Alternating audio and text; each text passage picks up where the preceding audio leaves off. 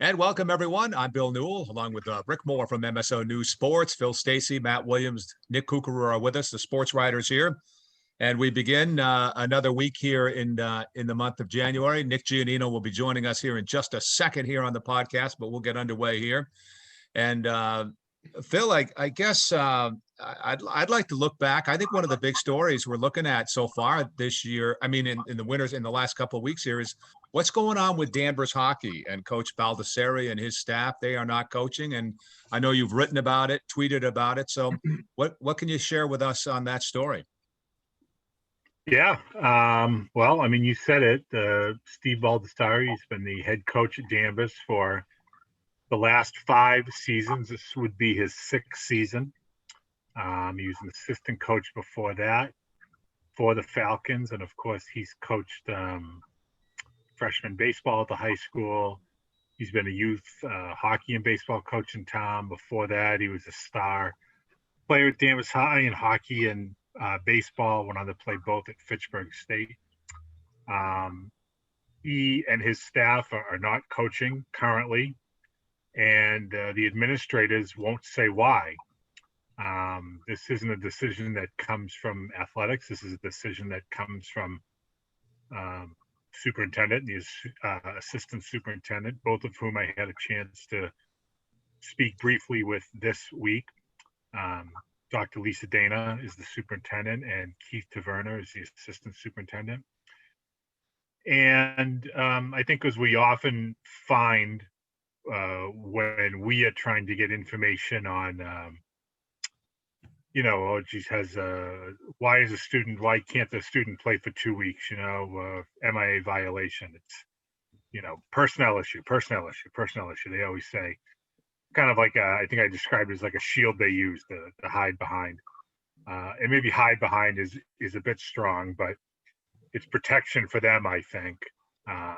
So they're saying this is why, in this instance, Coach Baldustari and his assistants are not behind the bench. Apparently, there is an independent investigation going on. To what? I don't think anyone knows. Well, I should say very few people know.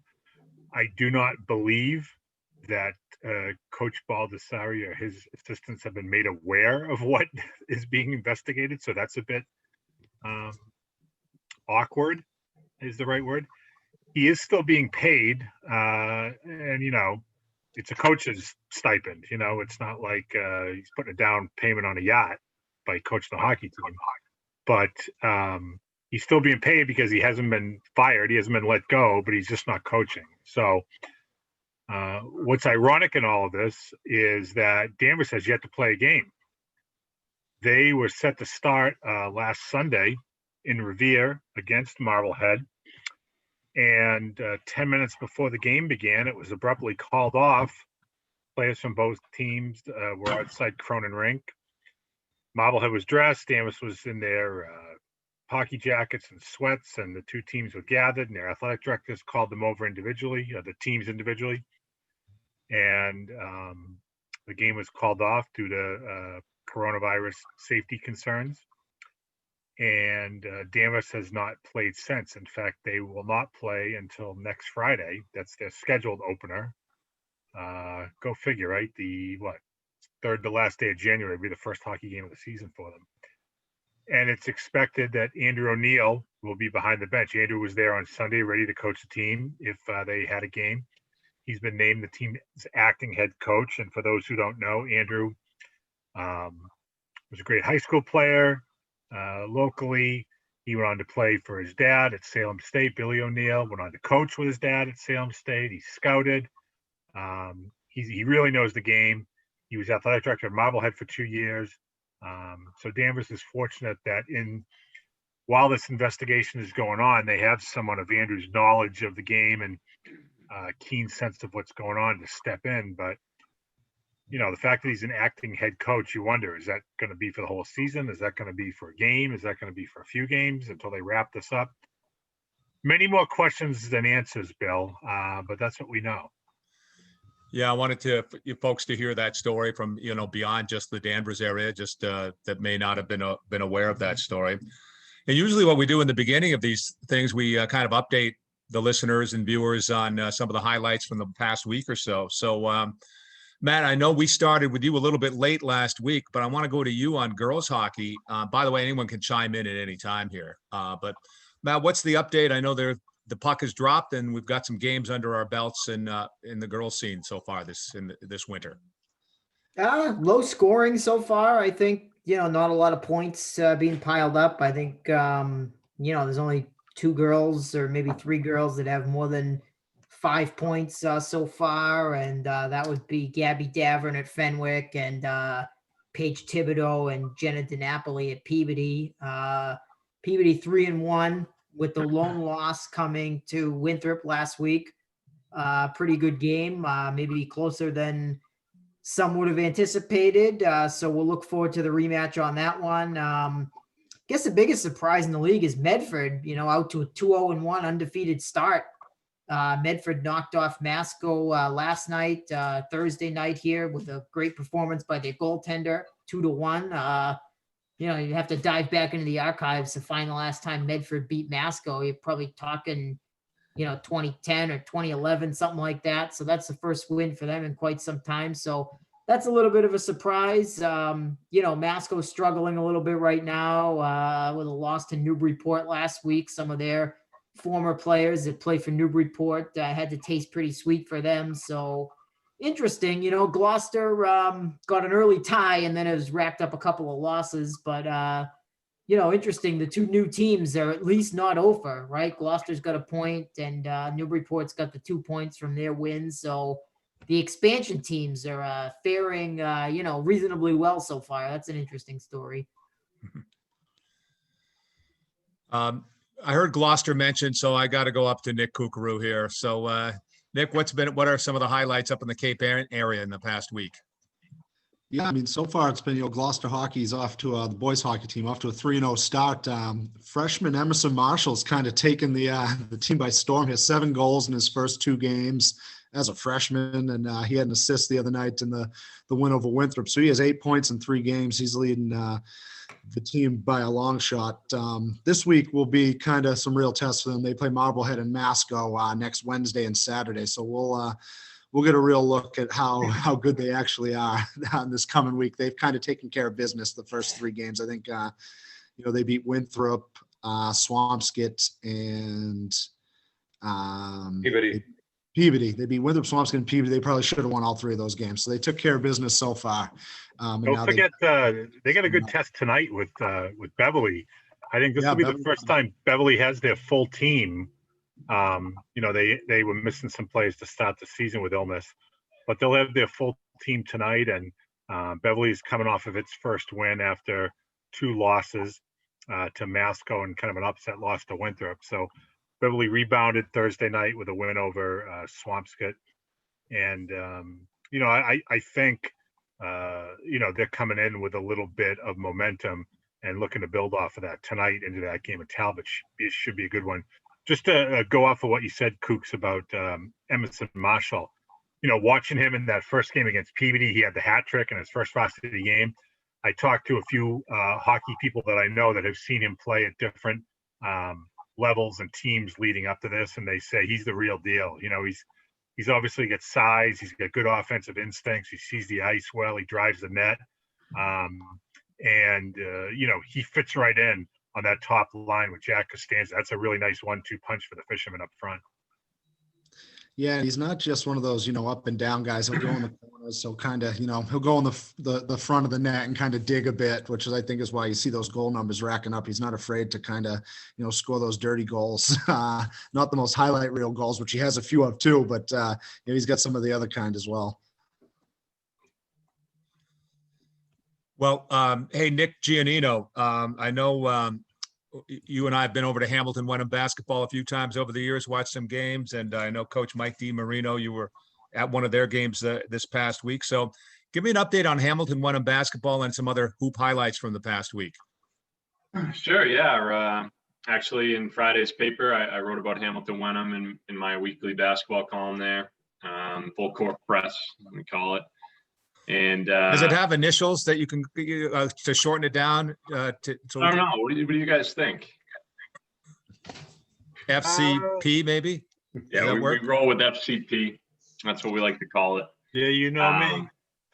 Yeah, but yeah. So I wrote about them. I thought it's a team that deserves a lot of credit, especially in a year like this, because they came into this season with really high aspirations, bringing back pretty much their entire team from last year when they made a nice run. And Bill, I know you were there for some of that run too. They unfortunately ran into a tough St. Mary's team in the sectional semifinals last year, but they had won 2 games before that in the tournament. And like I said, they were coming into this year with 11 seniors back. They brought back their whole starting lineup except for one player, Ian Coffey, who graduated, but they got height. They got about 2 6'4" kids or 6'4", 6'3", and a 6'5" right up front. Phil, I know you saw them play. They put that height to good use down low. Yeah, they do. That's going to be the name of the game for them. They do have a lot of good shooters too, but they're going to be, attacking the basket and working it down low and getting offensive rebounds, second chance points, that kind of thing. But I just thought they deserved a lot of credit because, like I said, this was a team that could have made a really deep run this year. They're off to a 2-1 start. The only loss coming to Newburyport, and that was a competitive game. And they were missing 2 of their key players in that one. So shout out to Hamilton Wenham, Carter Coffey, Ryan Hutchinson, Ryan Monahan, Junior Marcus Norden, and Ethan Dwyer.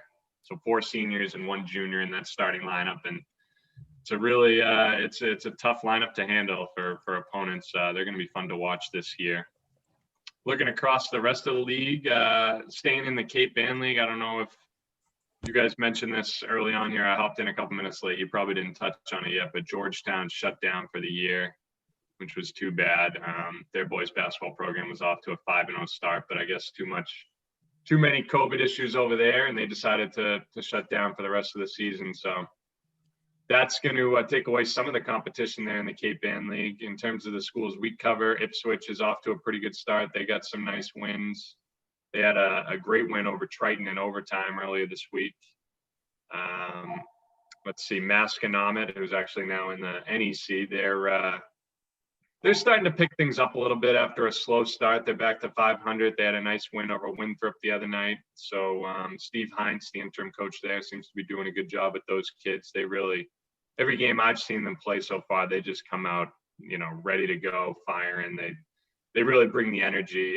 It's a group that wants to be out there and wants to win. So, although they had their game against Marblehead Friday night postponed, and I believe this coming Tuesday against Beverly is also postponed. Yeah. Okay. And I did see that. Who was it that had a rescheduled game tonight? Danvers is going to be playing Marblehead. I just saw on Twitter. Obviously, you guys are watching this Saturday, but they tipped off Friday night.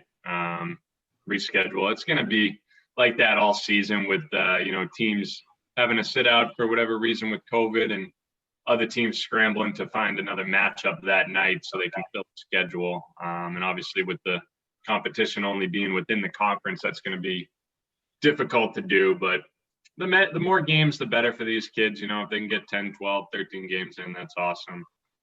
I'll say this. I think the athletic directors have really done a phenomenal job not only staying on top of the situation in terms of keeping kids socially distanced when they're together athletically and safe and checking all the protocols and all, but when these games do get postponed, and as I saw this past weekend, like sometimes literally 10 minutes before they're supposed to start, they've really been able to adapt on the fly and be able to make changes. And what I think is really important is work with each other to find available dates, because, let's face it, what are we really, like 4 weeks left now? I mean, we were talking about, you made the point a couple of podcasts ago about, well, it's only a week. Well, that's 1/10 of the season, or that's 1/9 of the season. I think now we're down to literally like 4 weeks left after this weekend. So there's not a lot of time here for makeups, but these ADs are working together to get things done. And I think some changes in the athletic structure to some of the leagues have helped. you're getting guys who work together now, or people that work together. There isn't people bucking the system or anything like that. And it's working out well that everyone is on the same boat. They just want what's best for the kids and the programs, and they find a way to get it done, whether it's, scheduling a game during February vacation week. We're already getting quite a few of those, or finding rinks wherever there's available ice, that kind of thing. It seems to be working out very well. So kudos to those men and women. And you notice that, the minute a game is canceled, they're working right away to try and find another game to fill that spot, which is great. Because everybody's in the same boat. They all know it could happen at any time, and you have to be adaptable. And Bill, just to continue, you want to chime in here, Willie? Oh, it's just going to be pretty busy. I mean, you take Danvers boys hockey, for example. I mean, if they don't play until the 29th and they try to play 14 games, that's going to be 14 games in 23 days, which is they'll be busy. Lucky to get 8 or 9, I bet. And the girls hockey team, Beverly Danvers, has only played one game to this point, and they had a couple postponements for this weekend. So their second game, I think, isn't going to be until Friday. So they're going to be trying to play 13 games in 23 days. And, that's, it's going to be busy, but I think that's maybe that's a good thing. Playing is better than not playing. And for a lot of kids, playing is better than practicing. Right. So that's, I don't think they'll be complaining too much if they're playing games instead of going to practice. Nick G, did you want to follow up on something? I was just going to dive more into the basketball and just mention how competitive the NEC is this year on the boys' side, especially without the 2 Lynn schools. Obviously, Lynn English was coming back with a really good squad this year, and they're not able to compete. But from all the competition I've seen so far, I mean, anyone can beat anyone on any given night. We saw Peabody and Swampscott go toe-to-toe the other night. Masco and Marblehead had a really close game. Everyone's beating each other at this point in the season, so there's no clear-cut number one in the NEC. Even with Beverly coming back strong to start this season, I wouldn't put them at the top of the pedestal. I mean, they got some tough games coming up, and we'll see how they fare. So it's going to be interesting to see who finishes at the top of that conference without those Lynn schools in it. Salem, my money's on the Witches. They haven't played a conference game yet, and it's nice that they can play Salem Academy. It would be nice if the other NEC schools could do similar things when they lose their opponents, to find schools that maybe aren't busy. I know, other schools like Essex and Fenwick, I mean, they probably have games of their own, right? But if it so happens that 2 games get canceled and they're not in the same league, I mean, they should be able to match up and fill each other's schedules too. That would make things easier. I was joking with a coach today with all these cancellations. You need like a big whiteboard like you see on Hard Knocks that they have for the NFL draft with the magnets. So like you move the team that's out and then you figure out who can move into that slot. You would need like a big board to keep it all straight and get everybody scheduled. So, Phil's right. These guys are doing a good job, and girls getting as many games in as they can and keeping it all straight. And I think the new Salem versus Salem Academy is starting to create a little rivalry there. It's, the Salem Academy teams have been pretty competitive with the athletics over the past few years, and it's turned out to be a good matchup. A lot of the kids on each teams know each other.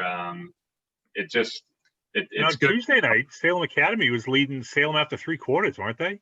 Yeah, earlier this week, Salem High, first game of the year, they had 17 points, I believe, through 3 quarters. And then they scored 32 in the 4th to win. So they doubled their scoring output basically in 1 quarter from the previous 3. These teams, a lot of these teams I've seen get out to slow starts. They just haven't had a ton of preparation and time to get going. But we're picking things up now a couple weeks in. Hey, just to go back to the start of this conversation, Bill, when you asked him about, when Nick started talking about the NEC basketball, and you said, without Lynn English, it's a little more competitive. Are we technically calling English and classical still members of the Northeastern Conference? Because, and I don't say that in a wise guy way, but I mean, they're leaving, we know that. And if there is a, fall 2 and or spring season, they're going to play Greater Boston League schools. They're not playing Northeastern Conference schools. Right. So are they technically now just like, you know, on the way out the door, Northeastern Conference members, or are we pretty much acknowledging that they're GBL teams now? Wait, is that right? They're not going to play the spring? I thought it was next year. No, Yeah, I thought it was September. I thought that they had applied. I thought I read, you know, I don't think I'm I thought mistaken. I read that I too, thought that they were gonna play the GBL this spring. I thought the Godfather, Donato Ventura, said that they applied to play as GBL schools this Yeah, spring. they wanted to jump right in, and I think the NEC, all they had to do was say, go ahead, and that would be enough to let them do it, right? Wasn't that? Well, Yeah, traditionally, and there's been absolutely no, you know, no parts on the NEC to prevent them from doing so. Right. Yeah, traditionally it's 2 years, but I've never heard of a mid-year jump. I mean, it's usually, I mean, obviously with the pandemic and the scheduling and no state tournament, I mean, this is the year to do it. But I think it would be highly unusual mid-year. I can't think of an instance where that's happened in the past. But again, you know, with the pandemic and the scheduling and stuff, I mean, why not? Well, I from the doubt people that I've there'll talked be. to, they, you know, English wants a ride to the airport. English and classical want rides to the airport, and every other school in the NEC is volunteering to drive them. I mean, So, I doubt, that for what it's unfortunately, I really hope they will be, but I doubt that they'll be allowed to play fall too. So I think we're probably really talking about the spring anyway. You know, so that's a couple of months away. April 25th, I think, off the top of my head is when that would be. So When you say they, you mean the Lynn, yeah, the Lynn Lynn school, classical okay. and English, yeah. Yeah. I would imagine. I mean, just based on the numbers and what we saw in the winter time and the fall, I mean, I'd be surprised if they had a football season, those two teams. I mean, I hope they do. We've said all along, we wish they had a basketball season, but I'd be pretty surprised if they were allowed to play football, right? I mean, you guys probably would be too. No, but you know, the more I think about it with each passing week in the winter, and believe me, the winter has been much more trying, I think, for high schools when it comes to student athletes and athletics than the fall was. But if they can get through a basketball and hockey season, I really don't see any way that they can't not at least attempt to play football in the fall too.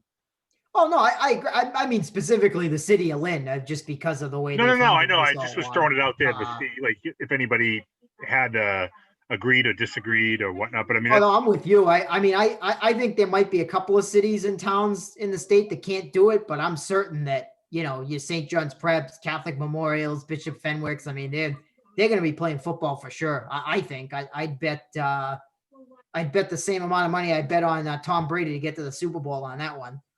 ooh, Ooh. ooh. Hey, what a transition. What a great transition, Matt. Am I Thank pro you or so what? much. That's called a segue. Oh, man. I don't care what you call it. But we did want to leave our final 5 minutes or so to talk about the NFL playoffs. Sunday, you got Tampa Bay, Green Bay, the Bays battling at 3:05 in the NFC, and in the AFC, the Bills and Chiefs at 6:40. Guys have been pretty good on these games, previewing them. I don't know who wants to take Tom Brady in the Tampa Bay Green Bay game. Anyone want to talk about that one? Go ahead, Rick? Willie. Oh yeah, go for it, Willie. I can chime in too.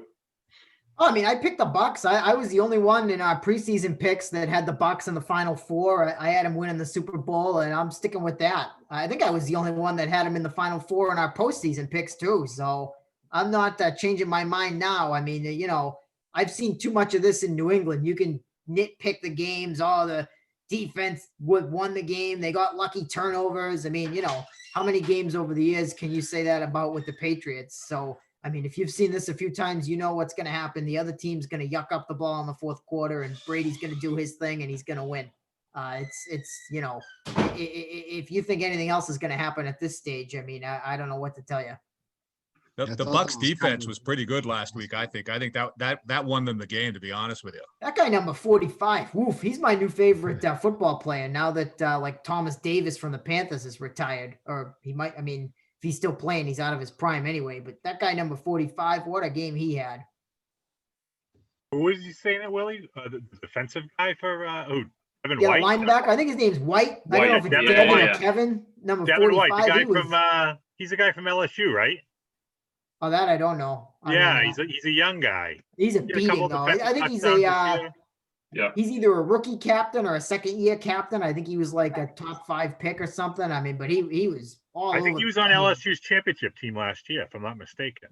That sounds about right.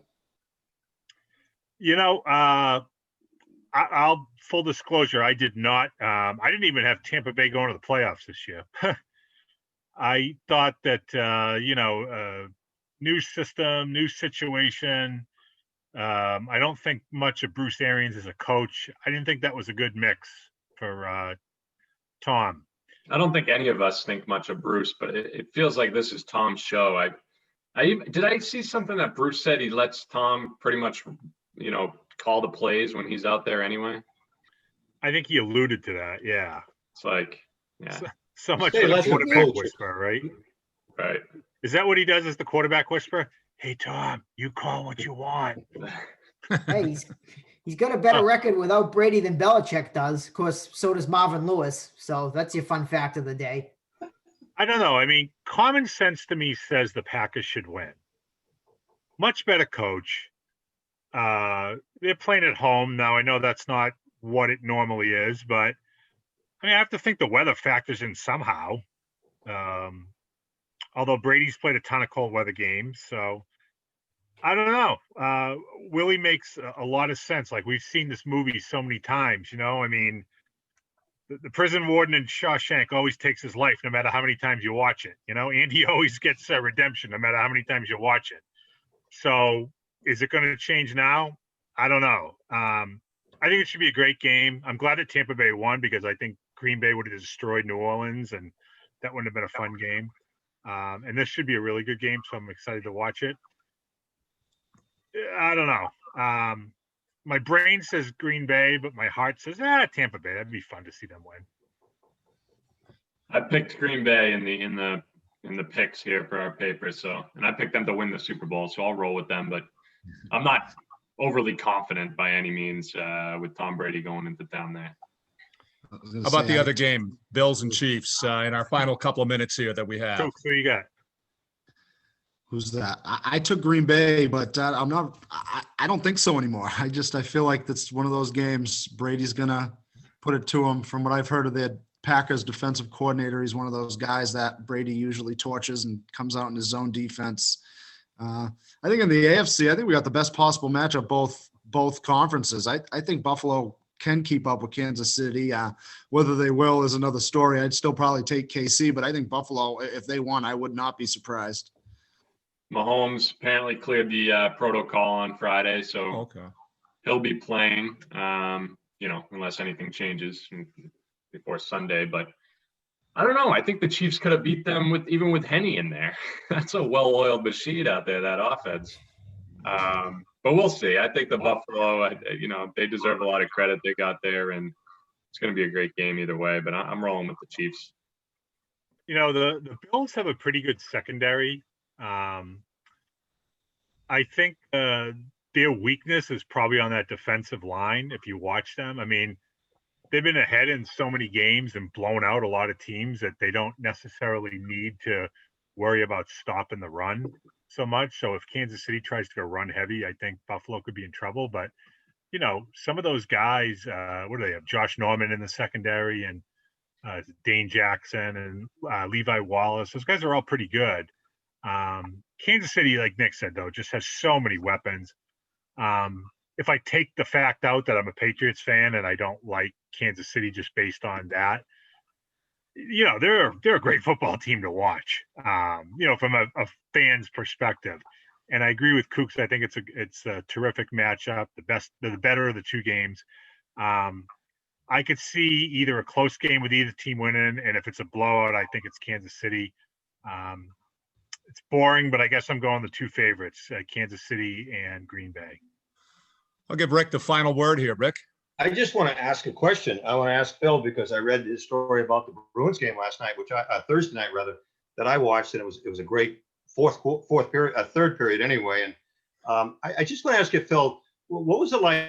I know there's no crowd there, but to see the C on Patrice Bergeron's sweater.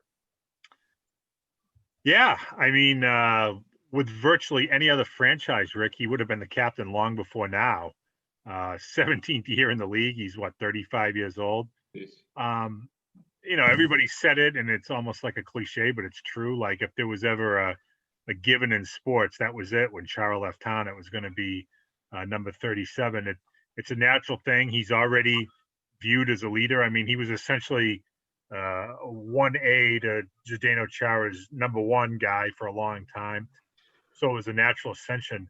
The strangest thing I thought about Thursday night's game, two things really. It's when you hear the piped in noise, like someone asked me, was it just piped in on TV or is it piped in there? No, it's piped in at the game too.